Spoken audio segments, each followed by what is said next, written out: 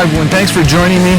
This is the In Deep on the Delta weekly fishing report for the week of March 14th, and we're going to be doing something just a little different today. I'm actually going to be loading up two videos, and I'm doing this because I had the opportunity to get out to the first ever Bass Hole Delta Teams tournament last Sunday, and I was able to interview a lot of the anglers out there, and I got a lot of good information. Now, I try to keep this report under about 10 or 12 minutes. I know a lot of times it's around 15, but I don't want to have it run over 20 minutes. So today I'm going to be uploading two videos. The report that you're watching now, and I am going to be powering through this. We've got some weather coming in. The wind's supposed to be blowing. We've got some people running out around the dock here. You're probably going to hear a few outboard motors popping off and some people talking back and forth, but I'm going to power through it, so please bear with me. So I will be loading up two videos today, and I think both of them are real important for you guys that will be coming out here. I'll have all the information that you'll need in the weekly report today, but take a break, and I will be loading up the results of the Bass Hole tournament and all of those interviews, and I think you guys will find that video interesting, and it'll be really interesting to see not only how the winners did, and I did get a chance to interview the guys that won the tournament, but I interviewed a lot of the guys that were in the field that didn't do so well. So it'll give you a good idea of what's going on out here. So make sure you check out both of those videos. If you're interested in seeing more interviews when I'm out at the various tournaments, hit me up in the comments and say, yeah, I want to see more of that. We'll start off with some river news. The Crappie Crappie tournament up at Berryessa last week was a success. Marlin had 12 boats up there. I want to congratulate Bobby and Paul, and I'm not even going to try to pronounce their last name because I'll foul it up, but Bobby and Paul, congratulations. They won the tournament. Fishing was tough. Crappie fishing was tough, just like the bass fishing's been tough, but the guys went up there and they worked hard, and they had a crappie tournament. And this is important. I want you guys to support this crappie tournament for, if no other reason, it's going to give you guys, crappie guys, an outlet to come and compete and maybe win some money, get yourself a couple of plaques, and it's going to be a good thing. The next tournament is here on the Delta, April 6th, out at Holland Track. If you have any questions, call Marlin at 510-691-0586. So that's the Crappie Closet Tournament coming up April 6th out at Holland Track on the Delta. I'm going to try to be out there and talk with some of you guys, so check that out. The next tournament is really important, and it's the Bass and the Badges tournament. For you who are unaware of this tournament, it is a two-day tournament coming up on the Delta April 4th and 5th out at B&W. This is a team tournament, and one of the folks on the boat, on the team, has to either be a retired or current working police, military, fire, like I say, EMS, correctional officers, or a vet. And I think we can all get behind this. I want to do whatever I can to promote this. If anybody out there is watching and you want to help promote it, either get a hold of me, or if you have any questions, call Dave King. He is at 415-341-3775. Let's get behind this and back the Bass and Badges tournament. Next up is the Bass Hole Swap Meet. I keep hitting this up. It's coming up March 24th, 9 to 1, out at the Bass Hole.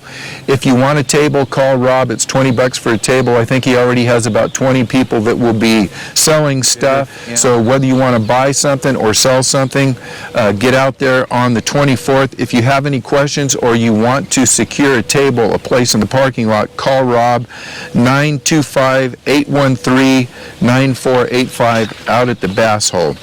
All right, let's get into the actual report, and I'm going to have to start off with a sad note. There was a boating accident out here that resulted in a couple of fatalities, and it really hits home because it was a bass boat, a single boat accident, 2 adults and one juvenile under 18, I guess, and the 2 adults perished in this, and the juvenile survived. But it's a tragedy, and for all you that have affiliation with someone upstairs, make sure you send a few prayers and thoughts to the family. I know they've got to be going through a lot. And be safe. Make sure you're wearing your life jackets. Slow down. And all right, 2 tournaments this last week. There was Saturday, the NorCal Bass Club, about 30 boats, approximately 30 boats in that tournament. I don't have a whole lot of information on that, but I do have some information. And also, we had the first Bass Hole Delta Team Tournament, about 80 boats in that. And as I give you the information on these tournaments, everything that I could see lined up both days. You know, it was pretty much same old, same old. Obadi Williams got 22 pounds for the NorCal Bass Club win, and congratulations to Obadi. Standard guy out here. He's a very good fisherman, and the problem with having a 22-pound bag come in, everybody gets excited, they want to go out. The rest of the field did not fare well. There was a lot of blanks, a lot of people that didn't weigh in, and a lot of 1 and 2 fish bags. So think about that. And for the Bass Hole Tournament, 80 boats, and one thing that I want to say about the Bass Hole Tournament that I didn't realize is they have 2 divisions. There's what they call a low roller and a high roller. And I got to talk to Rob about what we're going to call the low roller. You know, nobody. You know, if you're in a tournament and you say, yeah, hey, what'd you do? You're, I was in the high rollers. Nobody wants to say I was a low roller. It's kind of like the AMs and the pros, whatever. But maybe I can talk to Rob and talk about changing that from a low roller to just entry level, whatever it is. But when you fish the Bass Hole Tournament, you either sign up for the low roller, which is a $100 entry fee per team, or the high roller. So for you folks that are entry-level tournament bass fishermen, when you're in that low roller, you're not fishing against the high rollers. The high rollers have a winner, and they have, you know, their pecking order, and the low rollers have a winner, and they have their pecking order. Now, obviously, the high rollers is a $200 entry fee, so they're making a little more money than you would in the low roller. But you're not going to have to, if you're an entry-level fisherman, you're not going to have to fish against a professional or a semi-professional guy in that high rollers. You're both going to get some nice plaques, and you're both going to have the competition. But I think that's a really, really good format for the tournament. It's actually 2 different divisions. Approximately 40 in the high roller, 40 in the low roller. And low roller, and boy, I'm not even going to try to pronounce these names.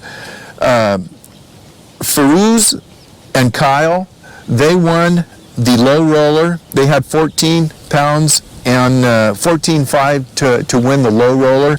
And I know a lot of the low rollers had pretty tough fishing. I mean, a lot of them, I think over half of the field didn't even weigh in, and the next, I think 5-6 pounds actually cashed a check in the low roller.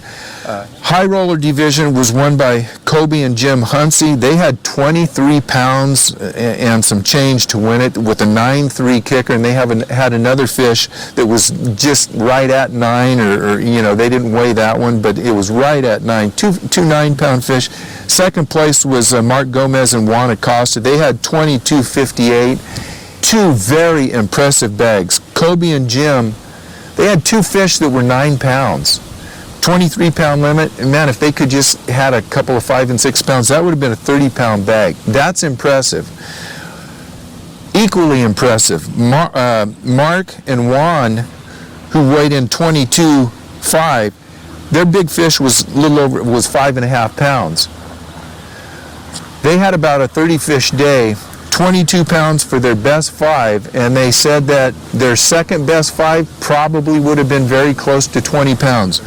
But all in all, after those 23 and 22-pound bags, it dropped down to 16 for third, and I think 14 for fourth.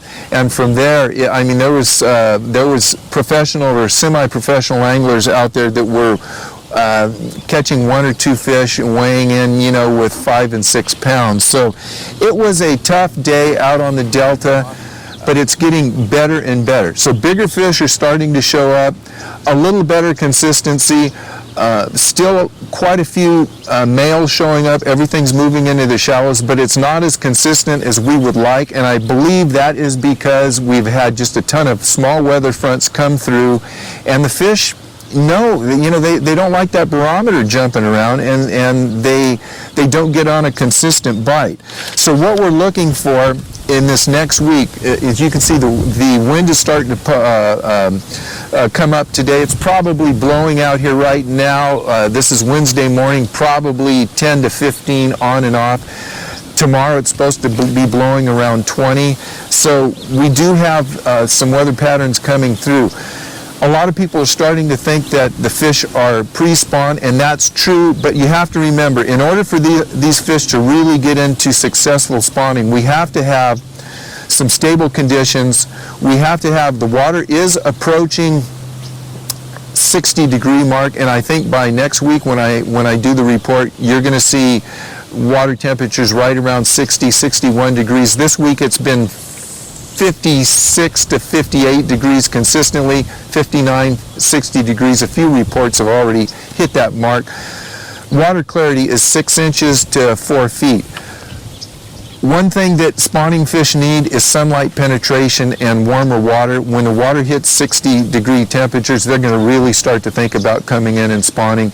But we need to have sunlight penetration, and we need to have longer days. As the days get longer, we get more sunlight penetration. Then we're going to really have these fish come in spawning. So think about getting out here. The time is getting really close. If this front that's coming in the next day or two passes and everything settles down and we get this 80-degree temperature that they are predicting, by next week we may have a totally different report. If it's not next week, it's going to be within the next week or two. We're going to be seeing some really good fishing out here on the Delta. So with that, I'm going to leave you, and remember, check out the weigh-in that I have. We'll be posting a video on for the bass hole tournament that was on Sunday, especially for you guys that were out there fishing. A lot of you guys are going to see familiar faces out there. So thank you so much for watching. If you haven't subscribed, make sure you subscribe. I'm going to get out of this wind. I'm going to go in and do a little tackle maintenance, and I'm going to be ready to go after Thursday, and we'll give you a good report on what's going on next week.